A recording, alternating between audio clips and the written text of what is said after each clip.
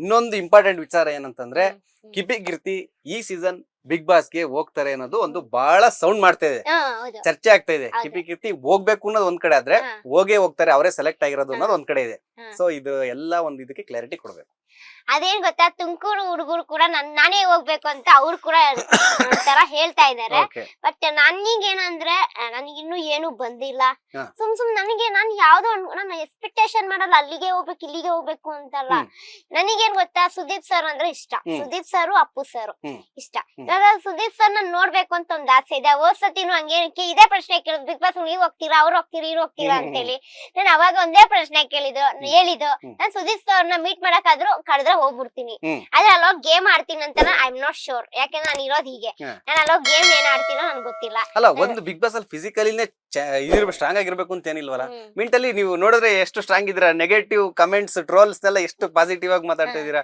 So physically ಇರ್ಬೇಕು, but ಅದೇ main key ಅಂತ ಹೇಳಕ್ಕಲ್ಲ ಬಿಗ್ ಬಾಸ್.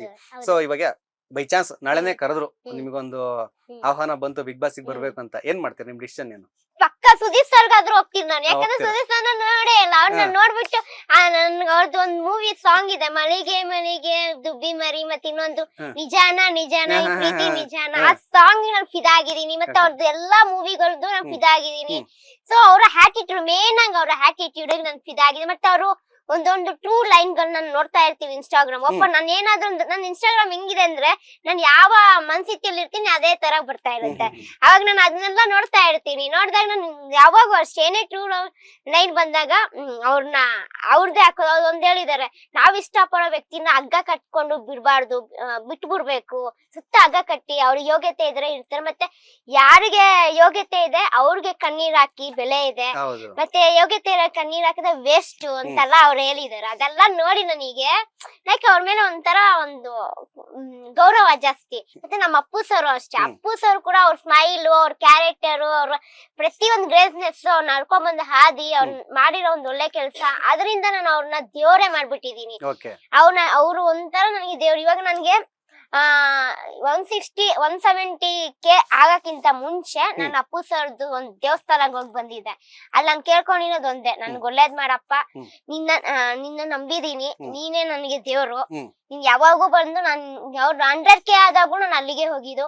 ಇವಾಗ 171K ಆಗಿದೆ. ಸೊ ನಾನು ನೆಕ್ಸ್ಟ್ 200 ಜಾಸ್ತಿ ಆದ್ರೂ ಅಲ್ಲಿಗೆ ಹೋಗ್ತೀನಿ. ಇವಾಗ ನನ್ಗೆ ಏನೇ ಪ್ರಾಬ್ಲಮ್ ನಾನು ಫಸ್ಟ್ ಬೇಡ್ಕೊಳ್ಳೋದೇ ಅಪ್ಪು ಸರ್ನ.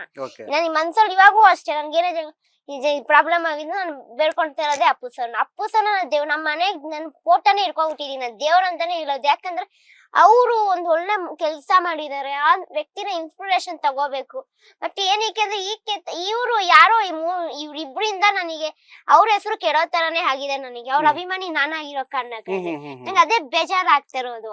ಇವ್ರುಗಳು ಮಾಡಿ ಕರ್ಮಕ್ಕೆ ಪಾಪ ಅವ್ರ ಅಭಿಮಾನಿ ಅಂತ ನಾನಿರೋ ಕಾರಣಕ್ಕೆ ನಂಗೆ ಒಂಥರ ಡ್ಯಾಮೇಜ್ ಗಳಾಗ್ತಿ. ಬಿಕಾಸ್ ಹೇಳ್ಬೇಕಂದ್ರೆ ನಾನು ಅಪ್ಪು ಸರ್ ಅಭಿಮಾನಿ ಆಗಿರೋ ಕಾರಣಕ್ಕಂತಲ್ಲ, ಅವ್ರು ಹೇಳ್ಕೊಟ್ಟಿರೋ ದಾರಿಯನ್ನ ನಾನು ಅಲ್ಪ ಸ್ವಲ್ಪ ನಡ್ಕೊಂಡ್ ಬರ್ತಾ ಇದೆ.